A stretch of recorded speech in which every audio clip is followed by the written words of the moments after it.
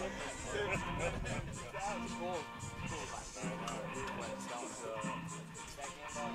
must be ridiculous. We got Maddie McMaster pulling up. And we're ourselves pulling up. And we got ourselves. Woo! This has got to be 1 versus 5. Can I give you guys more?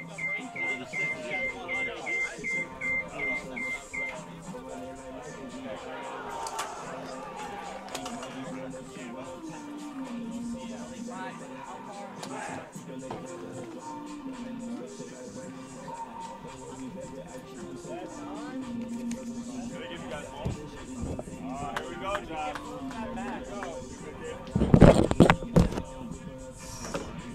Where did Riley go? Right there.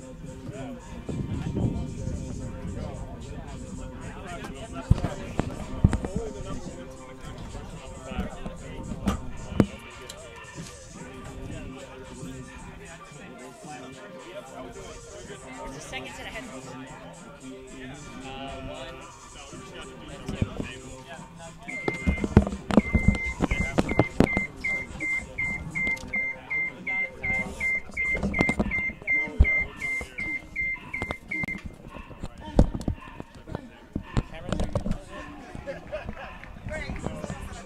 You guys are live, by the way. We're live. Stream is live. It's on you right now.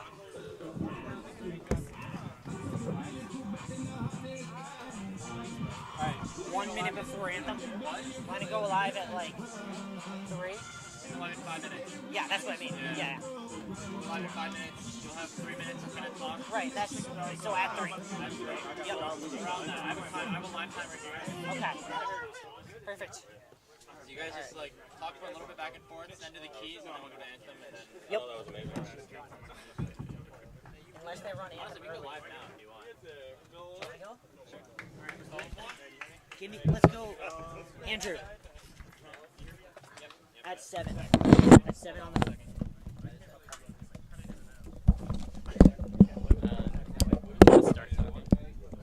I can start, yeah. But I'm gonna wait. You're so hypnotic, magical.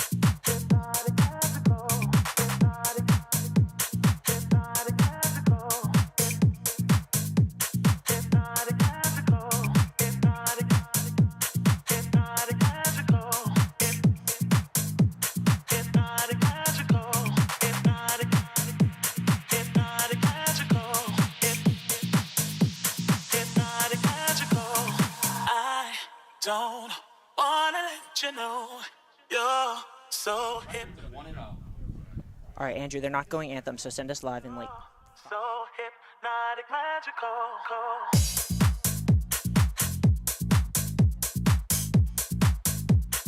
Welcome to JumboCast for our feature presentation of today's men's soccer game against Connecticut College.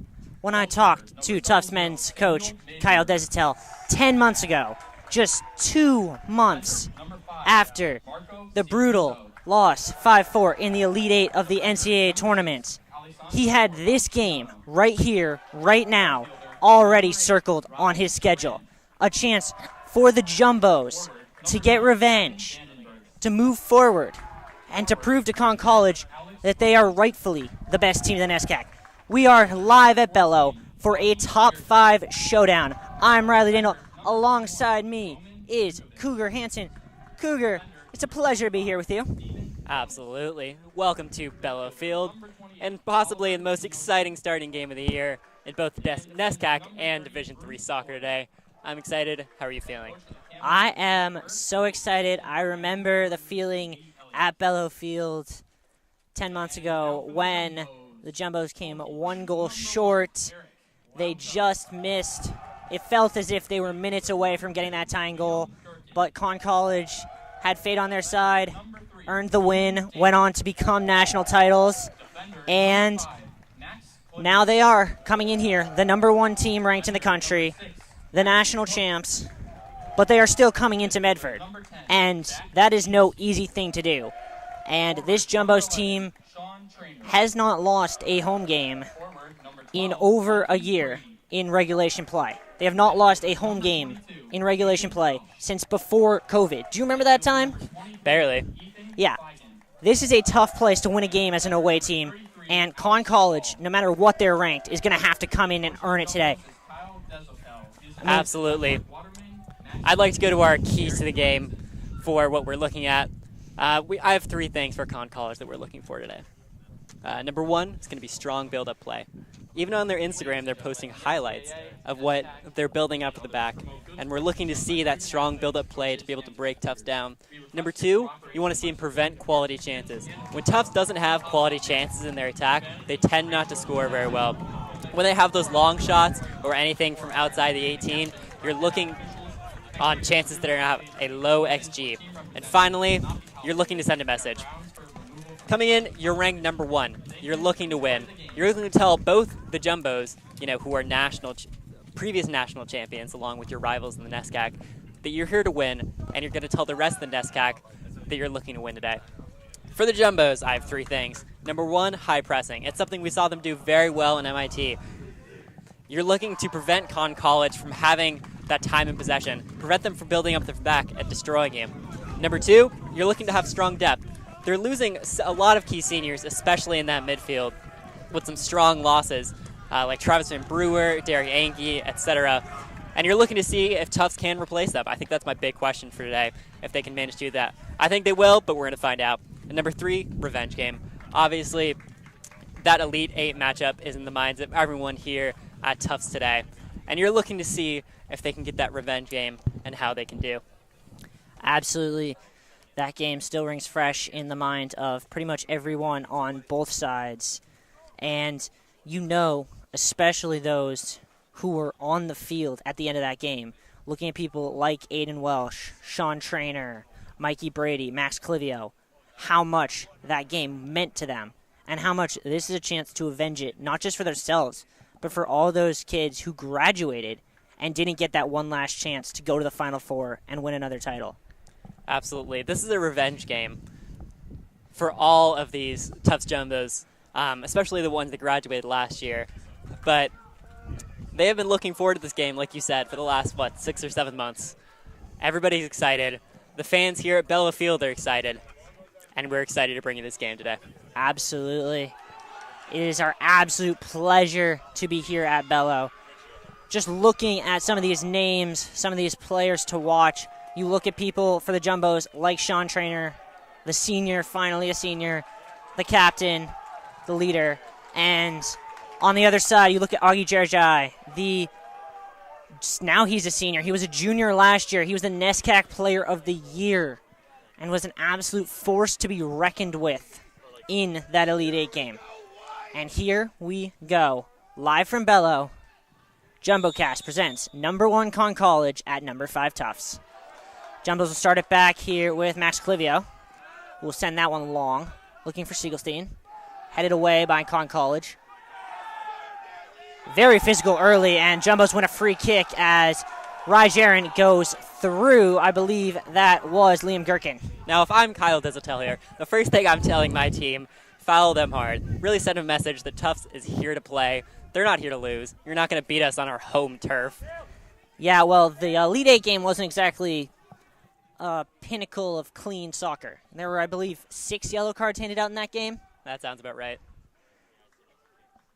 Gherkin to take. That one swung in. High ball.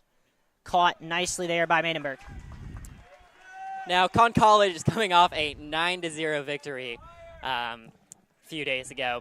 And, if that's not sending a message, I don't know what is. Obviously, Tufts had their 5-0 win against MIT a few days ago. But both these teams coming in against their strong first games against weaker opponents, and we're going to see how they do against some stronger competition today. Yeah, Gherkin on it here, being chased hard. And that's going to go out of play as Oliver Pinyochin Chase Gherkin out into the sidelines. A long throw headed away nicely by Max Cook. All the way back to Maidenberg. See, you're going to see some of this high Tufts pressing. They're going to have their front three really press against those defenders, give them trouble, make sure they can't build up for the back easily. Ian Daly wins that header nicely. Jumbo's going to press with Mikey Brady here. Trainer pushed hard on Maidenberg, but he got it away. Looking for Rosas. Rosas goes down. Ref's going to play on advantage here.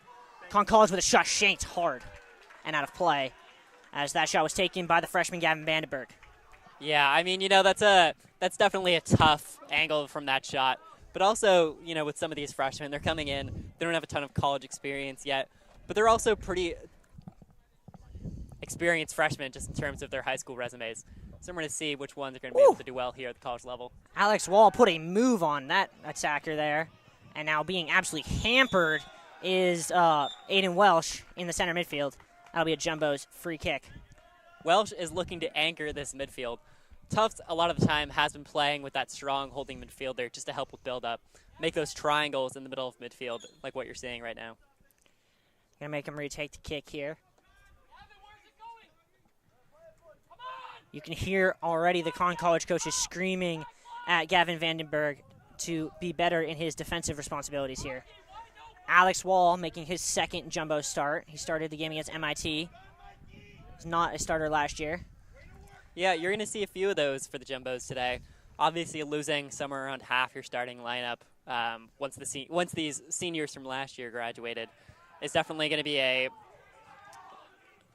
negative for these Jumbos today. Crowd want a handball. Ref says play on here, and that'll be taken on the wing by Alex Robles.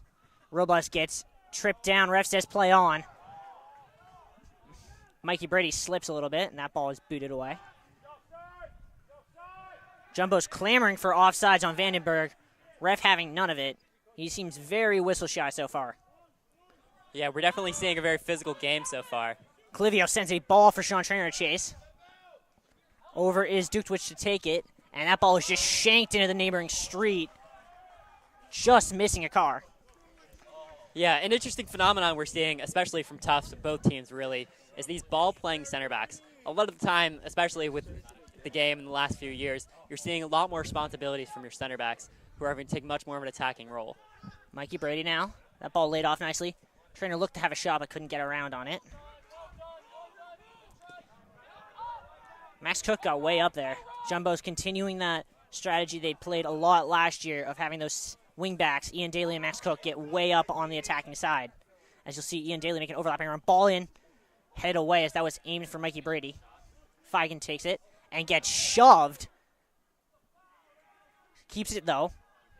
Ethan Feigen turns out for a Jumbo's throw. Augie Jerjai forces that one out. Yeah, we're also looking to have a strong presence from Ian Daly. As a fifth-year senior, he's really got that strong leadership presence, along with those overlapping runs on the right side to really overwhelm them, and you're going to see him have a strong presence today. Absolutely. Ian Daly got his season off to a great start against MIT. That one is booted away by Robles into the stands. Jumbo's throw. We're also seeing a lot of counterattacking play from the Conn College Camels so far today when they have attacks. Out for a Camels throw, which the away support very much appreciates.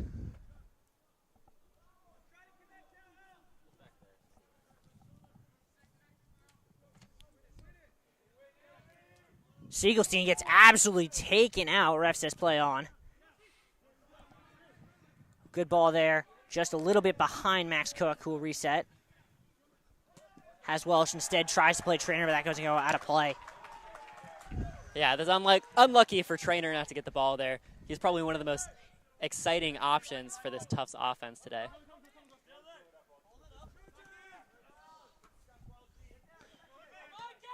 That ball sent nicely by Max Clivio, just missing Ethan Feigen. And it'll be taken by Alex Gorbathiano.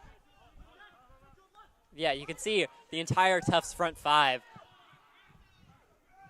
really pressing up against Conn College here, making them play sloppy.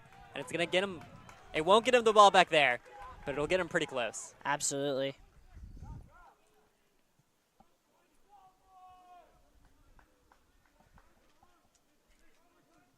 College setting up for this throw. They wanted a push-off. No push-offs getting called. And it'll be taken by Gavin Vandenberg.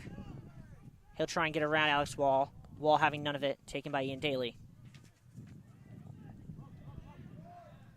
And now fought back by Mikey Brady, but he can't quite control it. And now in space is Jerjai. All the way wide for Steve Jonas. Has an overlapping run. Plays the overlapping ball. Ball crossed in low, away by Clivio.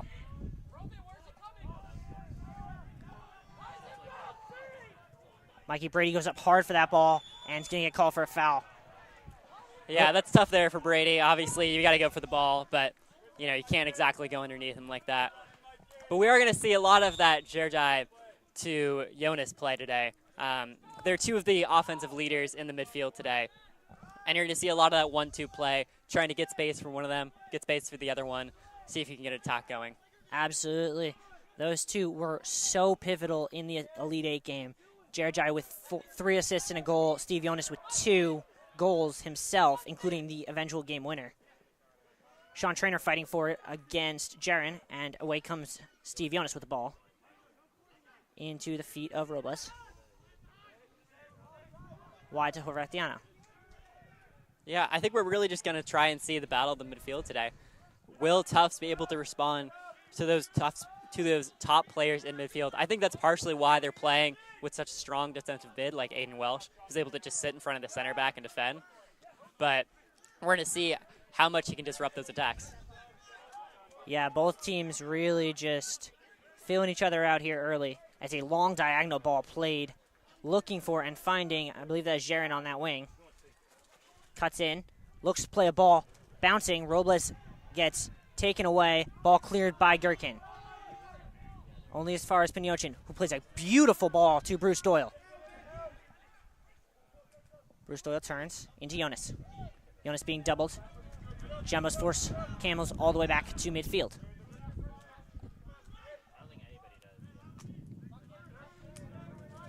And again, you're going to see, they're just recycling possession, but at the same time, they're looking for those open looks.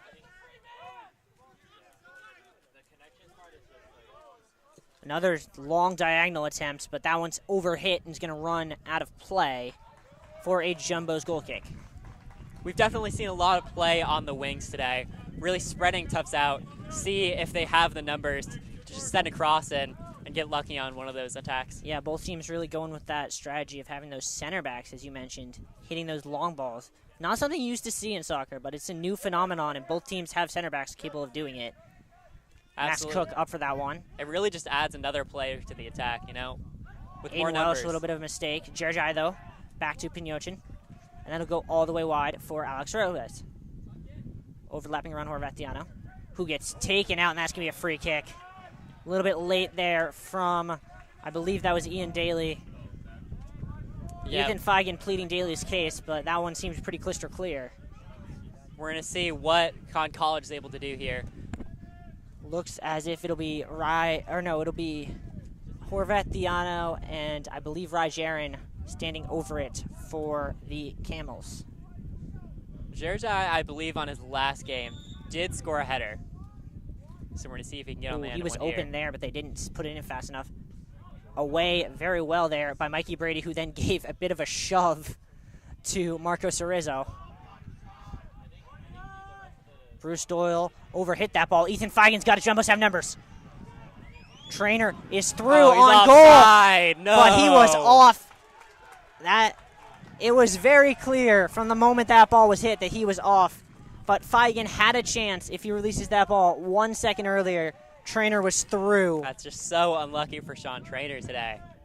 Great run, though, and a great pass by Feigen. See, that's what happens when Tufts has that high pressing. You force them to make mistakes, and you got to capitalize.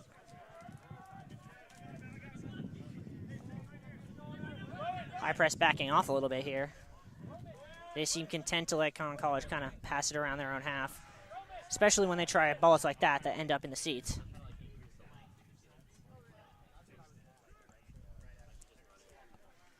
That ball being fought for along the far sideline. Booted up and headed back by Alex Wall. Only as far as Conn College, where Clivio will send it back the other way. That one bounces weird. Max Cook with a great header there. Gherkin wins it back. Clivio comes in, and the ball pops to Augie Jerjai. Yeah, Tufts coming in hard on these challenges so far. Robles' cross out into the netting for a goal kick. Obviously, if you're that Conn College coach, you're not exactly happy with how Tufts is doing so far.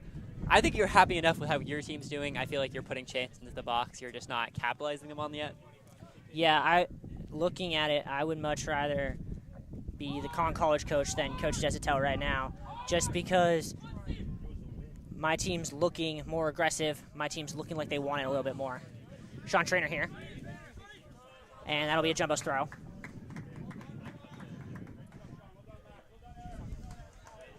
Desitel shouting out praise to his team for that very good clearance there. Throw into Mikey Brady, flicked on, just doesn't get past the first defender. Aiden Welsh and Max Cook with a little bit of trouble. Clivio's back to retrieve. He'll play Eric Lauda. Yeah, Lauda's been great from the back so far. He only got tested a few times, had maybe 5 saves in the last game, gave up no goals.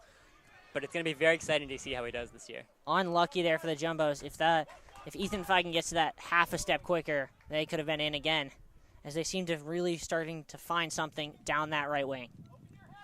Sometimes just about the momentum. Sometimes Tufts just need to capitalize on a chance. Jerjai fighting for it against Aiden Welsh. Aiden Welsh wins that ball to Feigen. Now Gherkin on it. Great turn by Gherkin. That ball goes wide. Good touch there, Daly. Crossing a ball in low, cleared over and out of play for a Jumbo's corner. I think Daly might be the most underrated person on the Tufts team historically. You know, just having that consistency from the right back position, along with someone who really can contribute to the attack. You know, he had 2 goals last game. One did come from a penalty, but still, he's really one of the most quiet, positive attacking options on this team. What do you think? Are we going to get another one? Just like last game, a goal. Well, Mark Hoyne isn't taking this one, so I don't know, but Jumbos are really good from set pieces. They've scored from a corner in 3 of their last 4 games here at Bello. That one is shanked, unfortunately. Cleared only as far as Liam Gherkin at the 40-yard line. Going to stand that ball back up. Cross field. Flicked on nicely for Brady. 1-2. Can Daly get there? He can, and he wins the corner. Great hustle there from Ian Daly to earn that corner. Wait.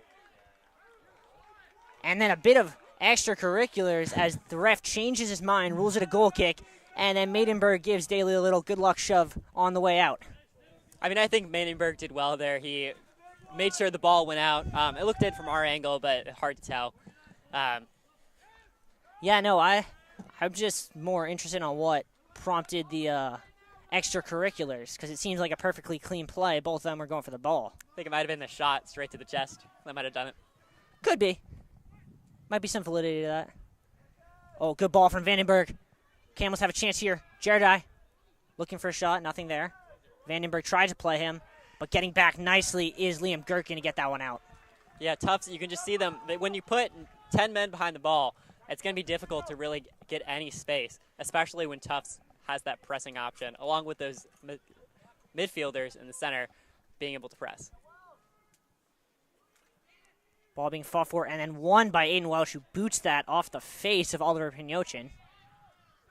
Gherkin wins it nicely off of Horvatiano. Jumbos have numbers. Ball towards Sean Trainer. Sean Trainer drops his shoulder. And a great tackle there coming over for us Roman Dukwich, as Trainer, if he had gotten one more step, would have had a clean look at goal. Yeah, Trainer having a day so far on the left side. Hasn't quite put anything in yet, but something's going to happen. Yeah, I don't know how many of you were watching us on JumboCast as they play a ball into the box that Augie Jerjai will turn away. That ball stood up nicely. Brady making a run, but is kept by Maidenberg. Earlier in the women's game, but that game also remained scoreless all of the first half. Had very little shots, kind of like this one, but this one seems to be moving at a ridiculously fast pace for a game with very few shots on goals. The ball is moving up and down the field like they are on a shot clock. Bouncing around. Nearly comes to Trainer. Mikey Brady fighting for it. Won nicely by, oh, foul called late on Brady as he kept his studs up. Yeah, Brady's had a couple tough calls against him this year. I think it's tough. I think he just goes in hard for a lot of these tackles. Yeah, no, the thing about Mikey Brady, he gets called for a lot of fouls, right? But there are no dirty plays in him. He's just working his butt off, trying to get to that ball, trying to make the play, the hustle play, and sometimes it leads to a foul. But as a coach, you love it. Ball hit too straight. Eric Lauda will control. Yeah, Lauda not afraid to play high up. Even when his team doesn't have the ball, you'll see him at the 30, even close to the 35-yard line. Yeah. Eric Lauda, it's hard to believe, but this is only his second game of his sophomore season. Feels like he's been here forever. Yeah, it's very impressive just to come in as a freshman, gain that starting spot. Ethan Feigen on it now. A little bit of a slip there, and the Jumbos have numbers. Max Cook. Oh, taken out. Ball play to Siegelstein. Advantage Jumbos. Siegelstein towards the end line. And gets forced off it by Steve Jonas for a goal kick. We'll see if there's any action taken. Looks as if Bruce Doyle is going to get away with a warning, nothing more, for that tackle on Max Cook. But that's great job defensively just to make him, force him out. Thinking to draw a card. The question is which color. Looks like nobody's going in the book so far. Wow, the ref reached into his pocket and then... I mean, did you expect anything from pure physicality in this? No, No, but I did expect a little more goals considering the last time these two teams played here, they scored 9. Shoving going on in the box. Ref's going to give a card. I don't know what color. We're going to see. Is that a red?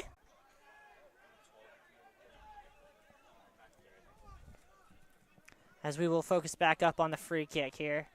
Now asking last November. And at Conn College.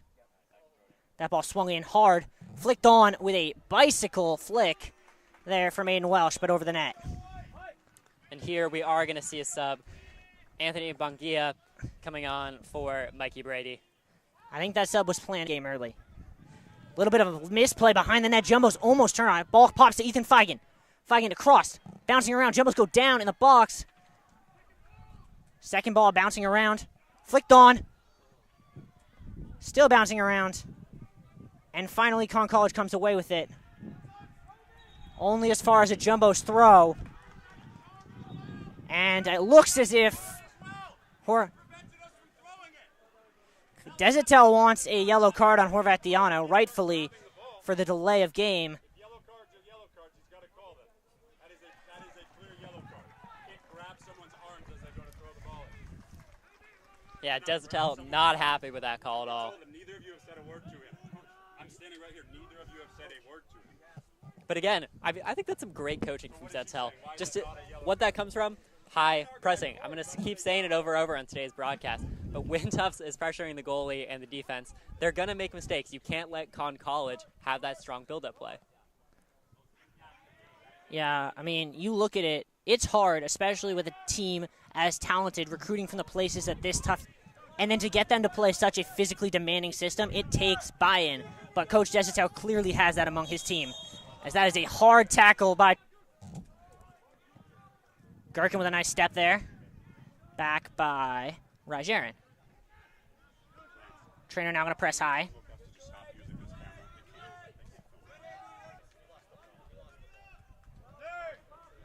And Conn College is going to keep sitting relatively deep here. I think he's going to give it. Okay, I've officially made up my mind. This guy definitely bet the under on yellow cards. Because that was a textbook denial of a goal-scoring opportunity that did not get a card. Yeah, I mean, I think it's tough, as a ref. Once you start giving one yellow card, you got to start giving a bunch of them. Though he did give one to Mikey Brady. We don't know what for. Clearly something happened in that box. Free kick here. Swung in Horvat Diano, headed away nicely. John knows Ethan Feigen would have been in. And that's a risky play, because if he gets Ethan Feigen there, he's off. But hey, he got the ball. The Camels are much happier for it. Oh, absolutely. In Tufts games is that you get to see such high rankings right now. and 3 of the top 5 teams in the country are in the NESCAC. And the Jumbos play the other 2 ones here at home against Conn College today and at Amherst next weekend. It's a very exciting slate for the Jumbos, but a real test for them. You're going to see how well they bounce back after last year's Elite 8 early departure. Repossessed here, Liam Gherkin. And I will think play Clivio. If you're with any other program besides Tufts, a departure in the Elite 8, you're not going to be that disappointed with, especially for, what, a first-year head coach? Yeah. But then The keeper, that's it.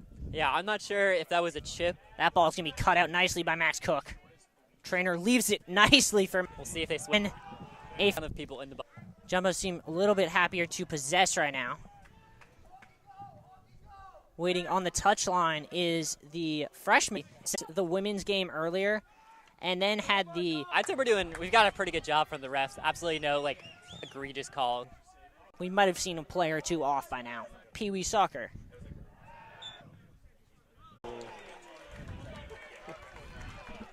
And that's well done from the sophomore there.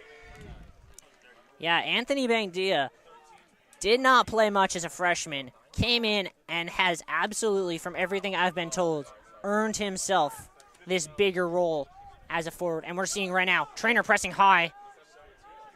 Controlled nicely by Conn College. That ball hit well. Nicely played here. Conn College on it. That is taken by Jack Marvel. Conn College is a little bit... Oh, that is given away, and here come the Jumbos. Played wide on the wing. That'll be taken by Luke Randolph. Randolph one-on-one on that wing. Running against Marvel. And that'll go out for a goal kick as Jake Marvel using that junior experience to kind of just force it out off of the freshman. That is the one advantage that the Connecticut College Camels definitely have over the Jumbos, is that they have a team that won a national title and only lost 3 starters. Yeah, I mean, I think if you are Conn College, you are much happier with just losing 3 seniors and being able to keep that starting lineup. For Tufts, we're going to see how well their depth can do here. Obviously, we know their starting lineup is still probably going to be pretty good just based on historical precedent, but we'll see how well they do in this Absolutely. with a lot of these rising sophomores and freshmen. Absolutely, though I will say, it seems as if this year's freshman class is really highly touted. Oh, that looked like a handball from Jardin. And another one. Desitel being told off by the assistant ref. Steve Jonas on the ball. I'm not quite sure. I understand the call. I'm sure the ref is right. I think that's just my knowledge of the recent yeah, I think the bigger message there is that the assistant referee, who is not the one making the calls, really just wants both coaches to stop badgering him about the calls. I think that's the job of the 4th ref. You know, you want to keep the attention away from your center ref. That is a late tackle, and Daly gets called for the foul, and the Jumbos are incensed. The bleachers are losing their mind. Yeah, Daly with a couple of hard challenges from that right back position. I believe the Connecticut College coach, one of them, the assistant coaches, just yelled at, I believe it was Jorge Mendo, to tell the rest of his teammates that they were soft. Not quite sure why, but that is the stage we have reached here at Bello. Ball whipped in, finds the feet, great save. Lauda is a good shot there from Jack Marvel. Yeah, Lauda really going to get tested today. They haven't had many quality opportunities on goal so far, but I think we just saw one of our first. Marvel immediately gets the shot off, and immediately head coach Ruben Burke is screaming at him. Ball being fought for there, and won by Eric Ingersoll. Good ball there into the midfield for Giannis. And then sent by Clivio. A little bit too far for Trainer to chase, and that'll go out for, I believe that's going to be a goal kick. Yes, it will be a goal kick. I mean, this match has both symbolic and huge meaning for the standings. Obviously, you're going to tell the rest of the NESCAC that you mean business. Whoever wins here today might just be the favorite for the national championships, as well as the NESCAC championships. I mean, I'll tell you what. having watched a half hour of this, we know Tufts is 5th ranked. We know Conn College is number 1 ranked. Whoever wins this game will be the number 1 team in the country come Tuesday. I'll tell you that right now. Switched nicely there to Jorge Mendo. Giannis over to track. That ball played wide for Jake Creus. Creus scored the 2nd goal of Conn College's 5 in that tournament game. The one with only 20 seconds left in the first half that really changed the course of that game. We'll see if he can make a similar impact after being subbed on here. Yeah, going back to talking about rankings, the Conn College coach was asked, hey, what does that number 1 ranking mean to you? He says, well, it doesn't really mean much. But let's be honest, we both know that it means a lot. You can say it doesn't mean anything and that you're going to play as hard as you can. But still, being ranked number 1, you have certain expectations. Absolutely. Number 1 is a big source of pride.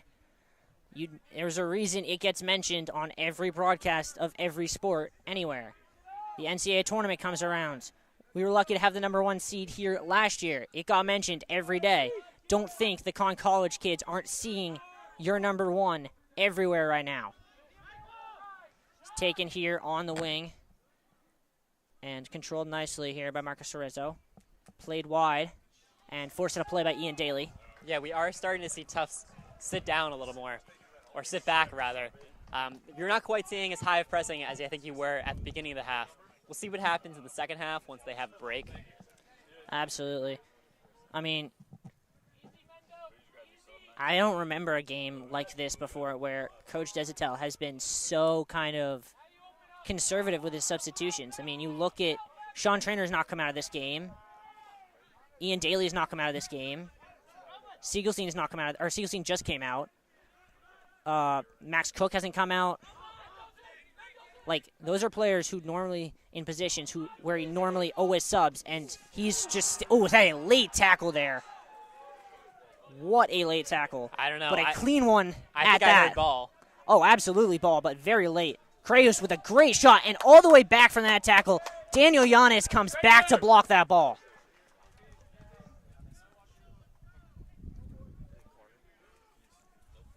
Throwed into Augie Jerjai, who tries to turn, and having none of it is Max Clivia, who sends it out. I believe this is going to be a corner. Yeah, I mean, I think you just got to put your best guys on the field for a game that means this much. I don't necessarily blame him. Jerjai forces that one up and out of play. That'll be a Jumbo's goal kick. They're going to make 2 subs. Sean Trainor will get a bit of a rest, as will... Unclear who the second sub will be. It'll be Liam Gherkin, as Woovin Shin and the freshman Mateo Baragna will come in for their first appearances today. Yeah, Woovin Shin, he's a senior. He's been a bench player for a lot of his time at Tufts, but I think he's really making a kind of super sub role here. And I think we're going to see him play more minutes and be a real leader from the subs. Shin is interesting as a senior because he is a senior, but unlike a lot of the people who are listed as seniors on the roster, he has not taken a super senior year yet, so he could play for this team next year. That is true, yeah. And the way that he is so beloved, not just by his teammates, but by this entire community, we really hope he comes back because we're going to miss Woovin. Jumbo's pressing high. And it's controlled nicely by Daniel Giannis. And then played beautifully to Max Cook. All the way wide here, and then flicked on. Max Cook going to make a run. Bounces nicely to him. Controlled it down. And taken down in the box. Ref says corner kick as a dangerous tackle there by Jake Creus. Won enough ball. Listen, I think you just got to take risks if you're Conn College, right? You know, ultimately, it's going to be dangerous. If you miss, it's going to be a penalty. But at the same time, if you're going to prevent a goal-scoring opportunity and let it go to a corner instead of a cross into the box, I think that's what you got to do. Bangdia and that is the Conn College keeper, Sam Maidenberg, getting into it prior to this kick being taken. Jumbo's definitely crowding Maidenberg. Must have seen something on film that showed he does not like that. That one swung in, almost went in directly. Well done for Maidenberg, though, to get in front of it. Yanez controls it back to Eric Lauda, who signals his approval. And now played to Ingersoll, who lays it off for Shin. Shin, beautiful ball into Bangdia. Back to Woovin Shin. Woovin Shin Bounces to him, controls it nicely. Plays it, opens up. Shot on target, deflected away. Bouncing around and cleared out by Conn College. I'm not sure who it was that got that clear. And now it is taken by Marvel, who absolutely shanks that ball. Jorge Mateo, though, recovers it. Played wide to Jake Creus. Back to Mateo. Mateo with a great run. Mateo Baragna comes back to win that. Baragna here. Off of him, unfortunate deflection, and that'll be a Conn College throw. Jumbo's going to make a sub. Anthony Bangdia is going to be replaced by the freshman Henry Perkins, who played a good amount of that MIT game and was really good in the parts that he did play. Really good at controlling the ball. Gives you something different than Bangdia does. Bangdia gives you that just pure pace as being a sprinter on the track team, versus Perkins is a true like turn and burn forward where he can hold up play much in the manner of someone like Max Jacobs did. Absolutely, and as we're going to see potentially a chance once he gets recycled. I think that's something that Tufts really needs at their forward position, someone who's able to hold up play while they can get the rest of their guys to come up. Absolutely. I mean, you have really fast wingers, but you need someone to hold the ball up. Conn College going here, down that wing. Ball whipped in and blocked out of bounds. That's something that Mikey Brady does really well. Yeah. Conn College making 2 subs here. That will be number 35, the freshman Maurice Pigola, and number 7, the junior Dylan Zane, taking out 2 of their captains. And then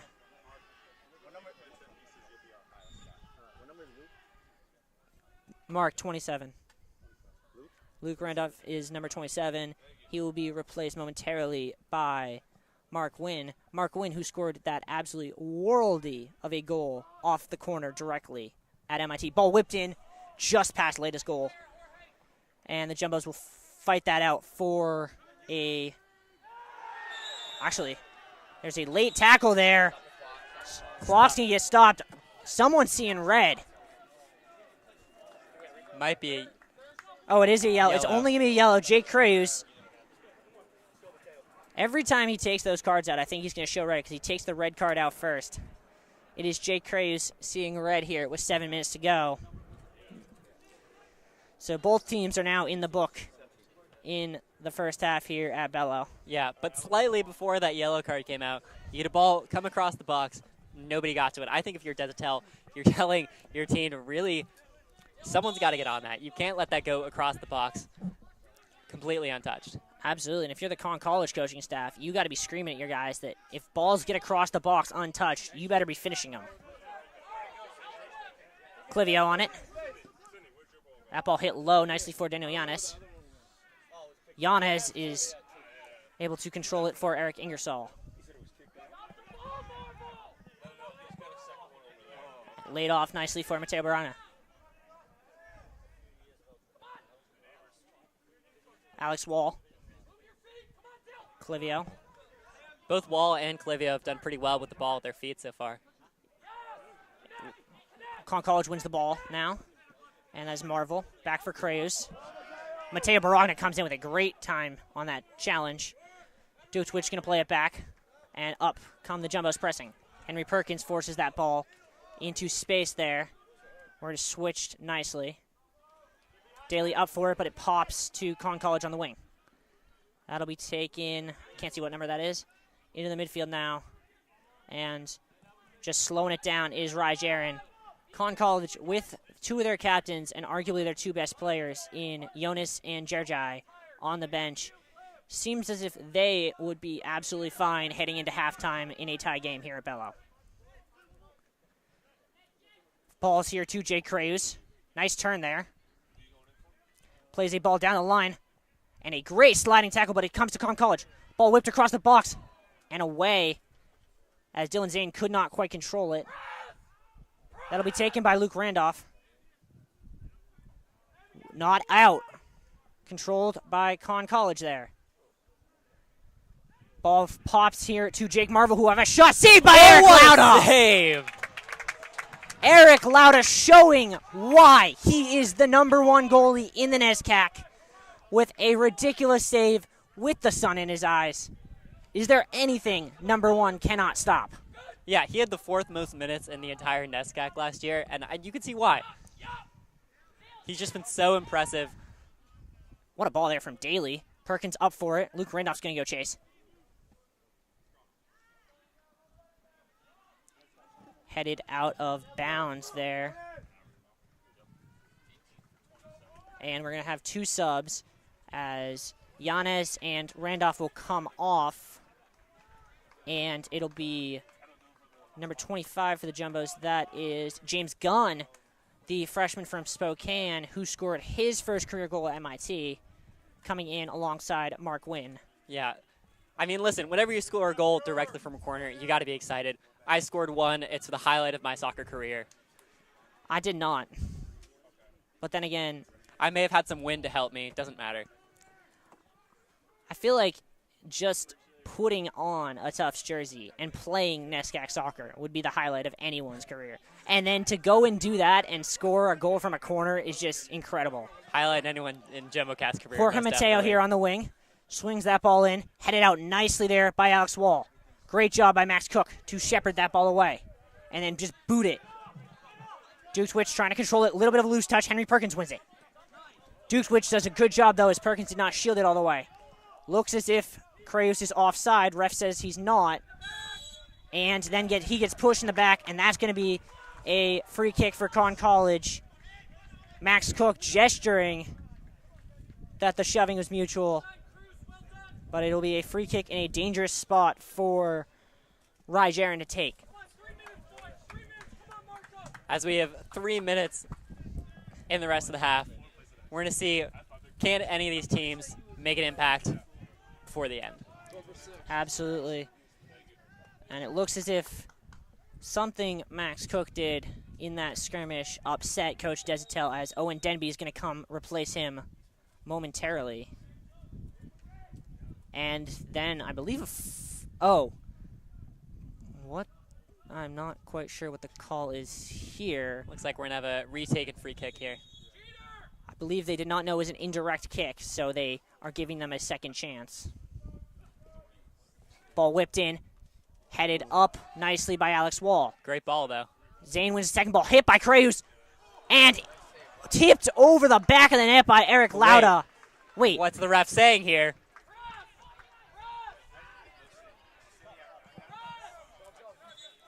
Oh, for a second, it looked as if the ref was gesturing that the ball was in the back of the net, but it was clearly over, and the ref is saying his gesture was that it did not touch the fingertips of Eric Lauda. It was just too high, and that'll be a goal kick for the Jumbos. And I think he's given the entirety of Billafield a heart attack. Yeah, I know my heart definitely skipped at least 2 beats, thinking I had somehow missed a goal. A minute 44 in what has been a scoreless yet absolutely enthralling first half here at Bello. That one won nicely. Dylan Zane takes it down. Woo Vin Shin wins it back for the Jumbos. Denby. Flicked on. Henry Perkins going to go fight for that one. Duke Switch. And now only as far as James Gunn. Baranya fighting for it. Denby sends it long. Jorge Mateo. That ball is switched nicely there, and it looks like as if Bone's going to try and chase it. Alex Wall comes over and wins it off of the attacker. He'll take his time. Look to send a ball through. Nicely into the feet of Perkins. Flicked on, looking for Ian Daly. Daly gets bumped. He's able to win it out for a Jumbo's throw. 1 minute to go here at Bello. Or in the first half, excuse me. Jumbo's loading up the box here, knowing they can stall, make this the last attacking chance of the half, and get a real good chance here. That ball is whipped in. Bouncing around, second ball. Conn College can look to counter here. Creus going to play it wide here for the true freshman. That ball's going to be sent into the feet of Dylan Zane. Dylan has teammates, but taken away nicely by Owen Denby. It'll be a Conn College throw, 20 seconds to go in the first half. That's great from Denby, just to stop any chance from happening.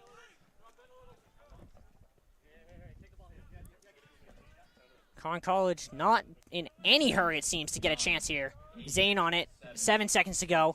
Turns, looks to have a hit. That ball deflected No one's going to really challenge for that. And we go to halftime, scoreless at Bello. Cougar, I know I've been the one saying all the names, but you're the one with the really insightful stuff. So tell us, what do we see in this first half? I think you just saw a great first half. I think it's more contentious than even I expected. You're having a lot of strong back and forths. For the Jumbos, I think you're pretty excited. You had some great attacking chances. Did go in the net, but maybe just a little unlucky there. And for Conn College, you're also excited. They've come so close. They've had a lot of great crosses, but nobody to get onto the end of them. I think if you just improve your end product a little bit and stay strong defensively, something good will happen. For which team, I have no idea. Well, we here at JumboCast are one team that are really thrilled to be covering this game. Alongside me, of course, is Cougar Hansen, Andrew Howe's directing, and on the camera is Jared Cohen and Jordan Burke. For us at JumboCast, we're going to take a short break. We will be back on the other side of halftime with the second half, live from Bello.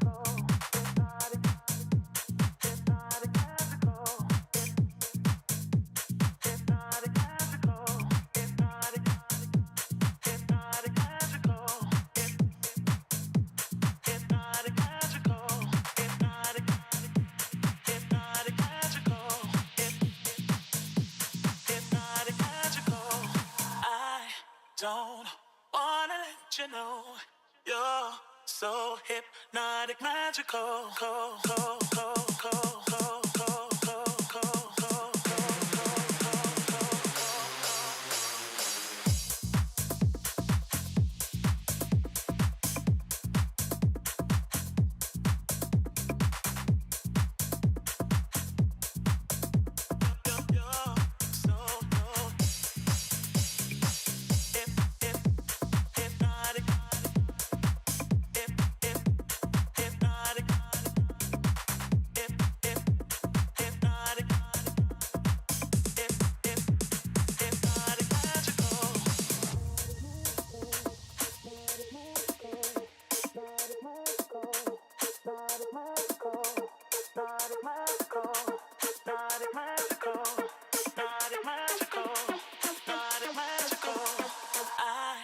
Don't wanna let you know you're so hypnotic, magical.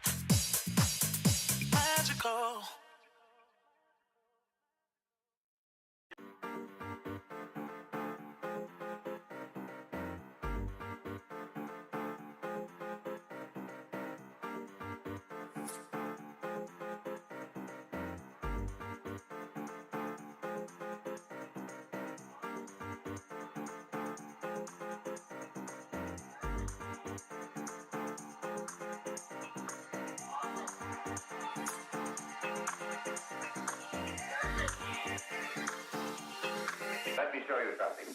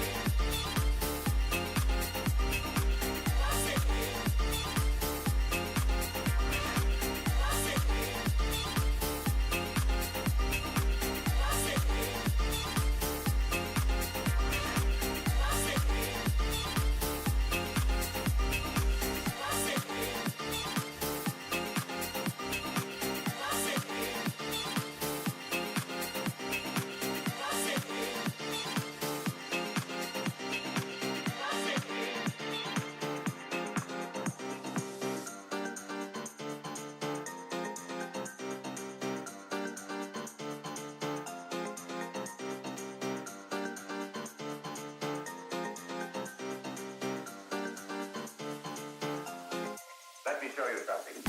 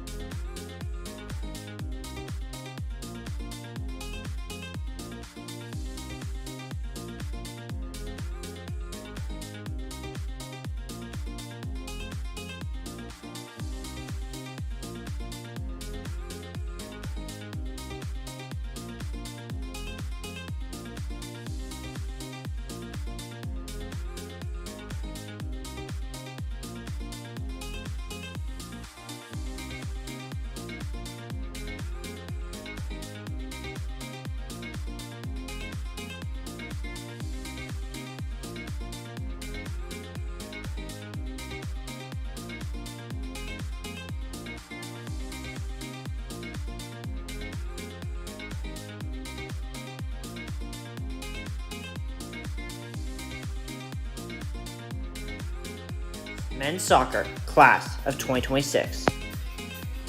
A right back from Atlanta, Georgia, Mateo Baragna, who scored a ridiculous 36 goals last year as a senior and is now ready to bring his talents here to Bella.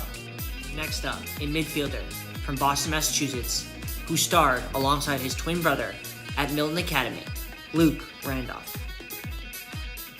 The future of Tufts goalkeeping is secure with the addition to the class of 2026 of Sammy Cow, a goalkeeper from Woodwood, Pennsylvania. A second-team All-Northwest midfielder, James Gunn, will bring vision and presence to the Jumbo's midfield for years to come.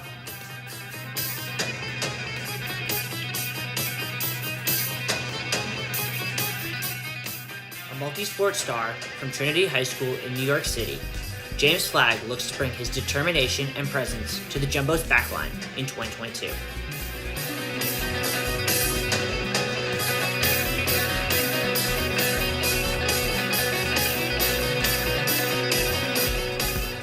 Fresh off a Division I championship with the Webb School in Knoxville, Tennessee, midfielder Ben Penske hopes to use his winning ways to return the Jumbos back to the top of Division III soccer.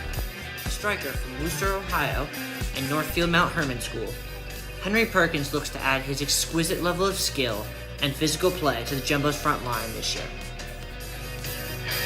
Next up is Daniel Yanis, a midfielder from Short Hills, New Jersey, who led his Pingree School team with 32 points last season. Rivers School to the New England Class B semifinals, Mason Schultz. See them all make their Bella Field debuts Saturday, September 10th at 3 p.m. against Connecticut College, exclusively on JumboCast. JumboCast is excited for a second half of a phenomenal game here. As you saw during halftime, the freshman class of this Tufts team brings a lot to offer. We saw some of that in the first half. How much more will we see, and who will we see win this top 5 showdown? It's going to be a contentious one, obviously, in that first half. We had a yellow. We had a lot of back and forth play. I'm very excited to see it. 2 yellow cards, excuse me. Yeah, and don't think for a moment that either coach is letting those go, as during the halftime we saw both coaches come up and try and protest those cases. Jumbo's just making one change. Their yellow-carded player, Mikey Brady, is not starting. In his place, Anthony Bendia. Yeah, I think in an ideal world you want Brady on the field. As it is, they think that Mikey Brady, the way he operated so well with the second unit last year, might be able to do the same thing with some of these freshmen in 20 minutes from now. Wow, that's fair. The Antoine Griezmann super sub method. Yeah. Out of play there by Raj Aaron for a Jumbo's throw. Ian Daly to take.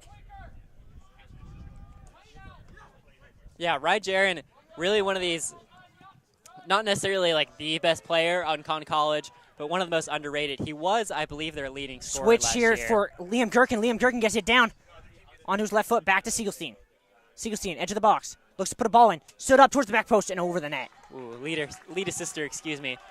But Siegelstein doing well there to get a shot off. Not going to go in, tough angle, but exactly what you're looking for if you're Coach Desatel. Absolutely. You said it, Cougar. Sam Maidenberg on the ball here. Going to look to play that one nicely for Alex Robles. Robles being doubled and out for a Conn College throw.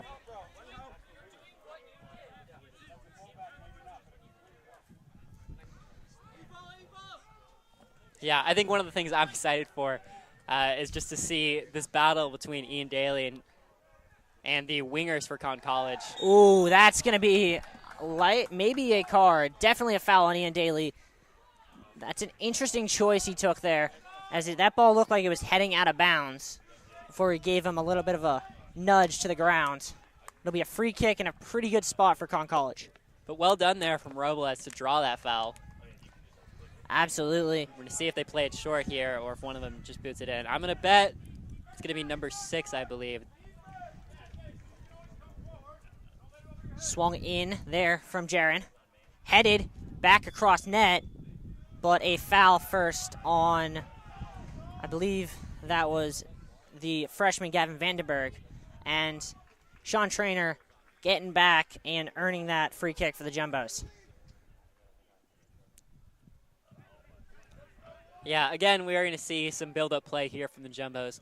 Not that necessarily their strongest attribute today. I feel like that's more in the Conn College vein. Absolutely. But you've definitely had some strong play from the center backs, both on the ball, building it up. Because we see another juke there. Trainer trying to turn around. Bruce Doyle, and then gets taken out. Ref says play on. And now he's going to come back as he called advantage. But yeah, I mean, I feel like that's a smart tactical foul. If you're It is coming a in smart late. tactical foul. Absolutely.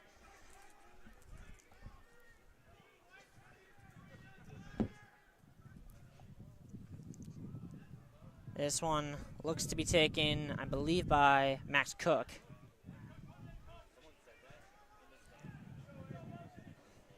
But Meidenberg playing relatively high up here. We're going to see if he's able to punch it and get to it. Yeah, Maidenberg is also something Lauda didn't really have to deal with on that side. Is now the sun is lower, and Maidenberg is definitely fighting that. To Ian Daly, and now Feigen. Played that ball back, and is taken by Gavin Vandenberg. Daly down the line looking for Siegelstein. Siegelstein's going to turn, look to put a ball in, but he's going to be shepherded out of bounds. Ref says corner kick. I think that's well done there from Siegelstein. Just to put the defender in a position where he can't really do much back to the goal. It's got to go out somewhere. Yeah, well, that's what super senior experience will give you, is the ability to put other people in difficult places. And the Jumbos have definitely put the Camels in some difficult spots off of corner kicks. We'll see if they can get something out of this one. Yeah, I don't have the numbers behind it, but it does look like Tufts has that height advantage. Ball swung in from Cook towards the back post. Back in. 5 Camels up for it. It pops to Feigen. And then just booted away by Vandenberg for a Jumbo's throw. Would have liked to see Ethan Feigen have a hit there. Nice touch there by Daly. Comes here to Cook. Now Ethan Feigen goes down. And it pops to Vandenberg. Ball pops free. Still being fought for. Feigen still on it. Being fought for around the top of the box. Finally goes out. Great slide tackle there tackle by Siegelstein. And finally Conn College gets it out as far as Robles. Siegelstein lighting up the last few minutes. Max Clivio comes in hard and gets called for the foul on Pinyochin. Yeah, he's going to complain there, but when you come in through the back of a player, Yeah, that was more of a tactical foul, if anything.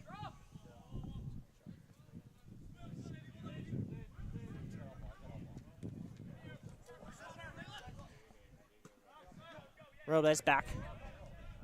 Yeah, in preparation for this game, I was rewatching the NCAA 2021 final, and you saw Amherst have a long throw weapon, and I feel like that's not something these teams necessarily have. You talking about the guy who flipped to throw? I always love seeing it. Ian Daly has a pretty good one. We've seen some into the box. A so far. late tackle on Max Cook, and now they're going to come back for that one.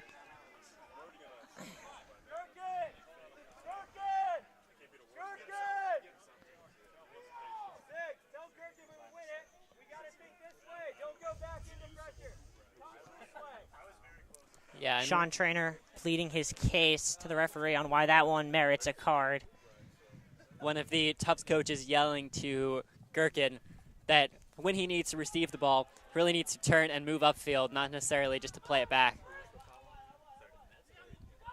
Alex Wall playing a little risky, but Daly comes to bail him out. Played to Aiden Welsh, who will try and send Bangdia. Bangdia's going to turn around. That ball curves nicely. Almost fell into the path of Trainer. Feigen gets it.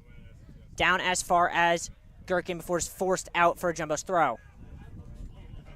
Jumbos are looking very dangerous on these counterattacks. Into Aiden Welsh. Wide, Gherkin. Gherkin looking for the edge. Wins a corner. Maidenberg not happy at his defense. Jumbo's bringing a lot of numbers up now.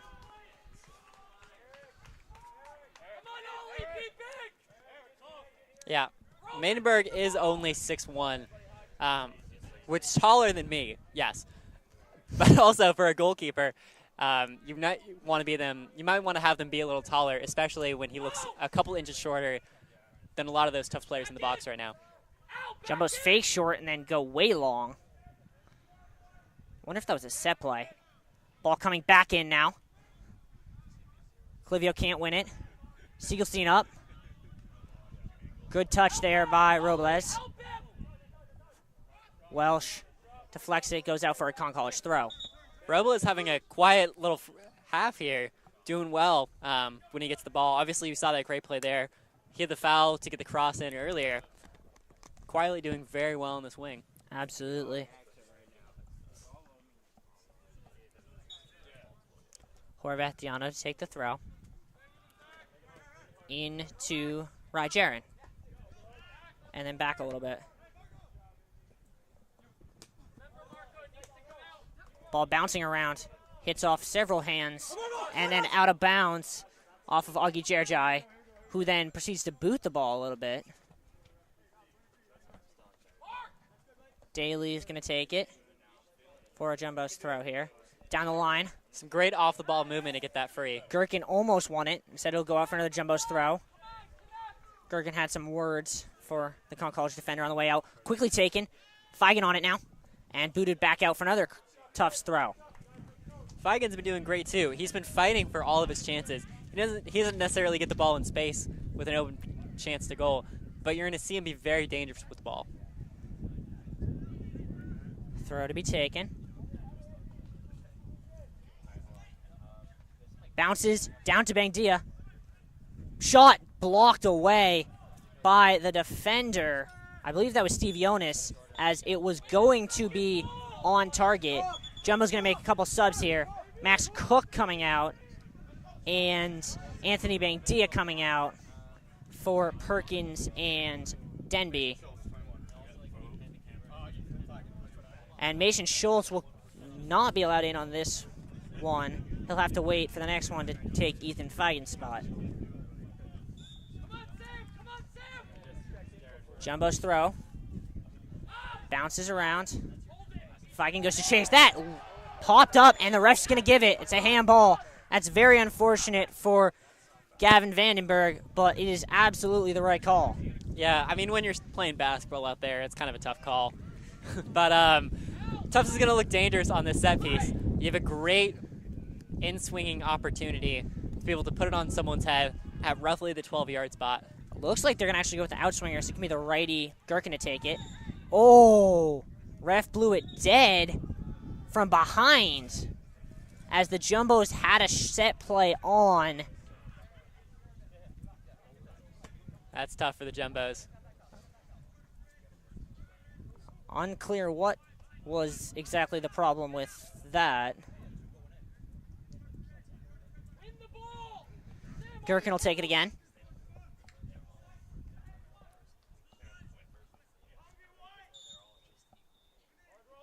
Put the ball right about this penalty spot. Both stood up nicely. Away by Conn College. Second ball also won. Gherkin's able to get to it, though. Plays the ball just a little too far for Ethan Feigen to get. He'll go out for a throw. Yeah, I think that's a great ball in. Ultimately, can't get someone on it. Maybe put it a little higher at someone's head level instead of being able to be kicked away. Alex Wall chasing. He's just play that one out as Jonas forced it for a Conn College throw.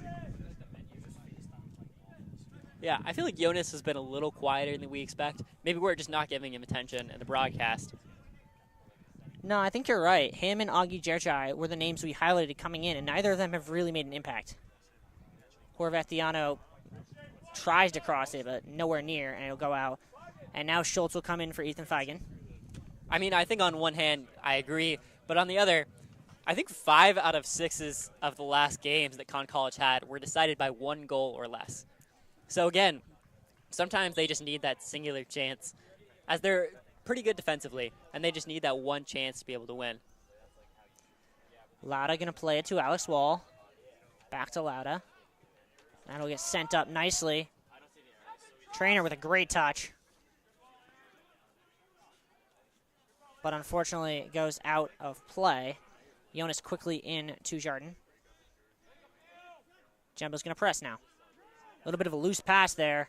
Forces a great pass there from Mateo Cerezo. Siegelstein does not foul Horvathiano. And then Jumbos quickly win a throw. Taken in. Perkins gets the ball. Fought for in the corner. Given away only as far as Aiden Welsh. And Welsh has been great. Welsh's ball looking for a trainer. Cut out a beautiful step there from Mateo Cerezo. And then a great tackle from Aiden Welsh. Siegelstein now. Strong side. Ball stood up. Back post. Flicked on. And Augie Jerjai will play it. You've had a few strong slide tackles in a row. One gets called for a foul. That one looked like the softest of all of them.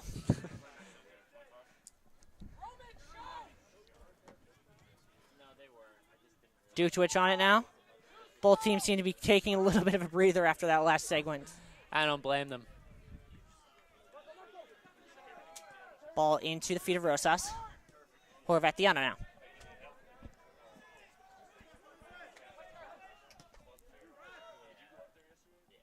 And again, we get to see some of this great Conn College buildup. I feel like it's one of their strengths as a team that they've had this year. Steve Jonas way back now. That ball stood up nicely, looking for Jerjai. Can he keep it in? No, he cannot. It's going to be a goal kick for the Jumbos. Conn College going to make 3 subs here. It's going to be, I believe it's going to be Sam Bowen back into the game, Jake Creus back in the game on a yellow card, and 13 is the junior mask phony. Along with Woovin Shin in on the tough side for Zach Siegelstein. And Steve Jonas is screaming at his coaching staff for pulling him. Yeah, I feel like he needed a few minutes off, both to recharge, and you know he's going to be on for the last 20 to 15 minutes anyway.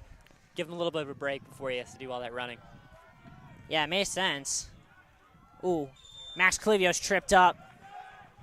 So he's starting to get a record of those, Gavin Vandenberg. That's his 4th or 5th foul today. A player down, cramping, it looks like, for Conn College. Not really much of a surprise considering just how hot of a day it is here at Bello. Yeah, I think it's 86 as the high today. Jumbos being smart and hydrating themselves in this stoppage. JumboCast is very happy we were in the shade today. Absolutely. That ball taken wide, and now will be controlled. Denby back to Lauda. Alex Wall is going to open. Had Daly, instead left it short for Gherkin. Daly gets it up somehow and is deflected. Now Trainer can go chase. Hard on is Mason Schultz, but that's going to be a Conn College throw. One interesting phenomenon we're seeing is when Tufts plays it short, the Conn College defense will usually sit back and not press up, try and get any of that and a offside foul trap there going. on Mason Schultz. But this Conn College defense, happy to just sit back, let Tufts come to them. Marco Cerezo on it. That one picked off. Good ball there from Gherkin for Perkins. Perkins head up. Puts this ball across. Looking for, and now finding it to Mason Schultz. Schultz with a shot deflected. Perkins now back in. Bouncing around in the Conn College box, and eventually Maidenberg collects it. Hey, Wells, come on. Jumbo's just missed a gilt-edged chance there. It's probably one of Tufts' best chances today to put something in the net. Ultimately, can't deliver. I wouldn't be surprised if this game somehow ends up with 10 shots on each side and still 0-0. Well, that's kind of a testament to the quality of goalkeepers that these two teams have. Aiden Welsh going to take a break. Eric Ingersoll into the game. And Steve Jonas coming right back into the game, replacing Oliver Pignochin. So it seems as if Steve Jonas' case was heard by the Conn College bench. I mean, do you blame them for putting their first or second best player, depending on your personal opinion, back on the field? Absolutely not. Like, there's probably their second best player, and in terms of people who have performed here at Bello, there is no one like Steve Jonas on that Conn College roster. Ball down the line looking for him. Cut out nicely. Trainer with it now, and Trainer wins a throw with a smart play there to get Bruce Doyle to bite in.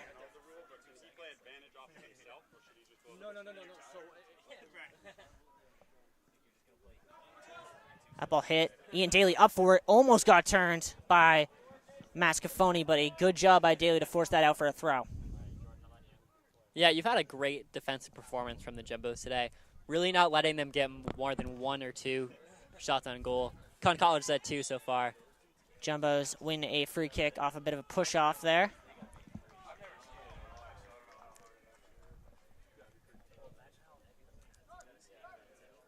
But I think this game has really reminded me that the Tufts defensive line is going to be great this year. Without a doubt. I think for your attack, you might have more questions. I'm not sure. While they've been decent, I'm not sure if any of them have really shown anything too special yet. Mason Schultz wins that throw for the Jumbos. Mikey Brady coming back in, replacing Perkins. But maybe that'll change with Mikey Brady back in. Yeah, I mean, Mikey Brady, known for getting you goals in big moments. Good step there by Ingersoll, but unfortunately can't keep it in. Be a Conn College throw.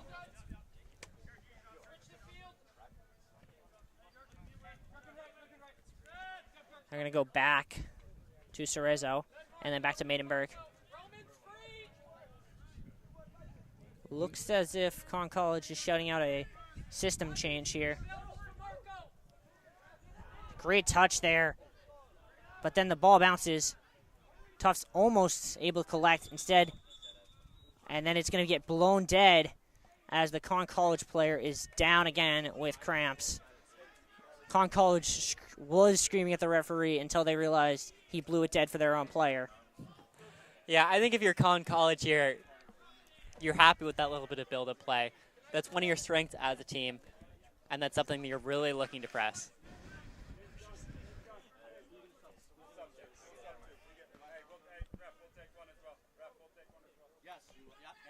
James Gunn going to come into the game for the Jumbos, replacing Liam Gherkin.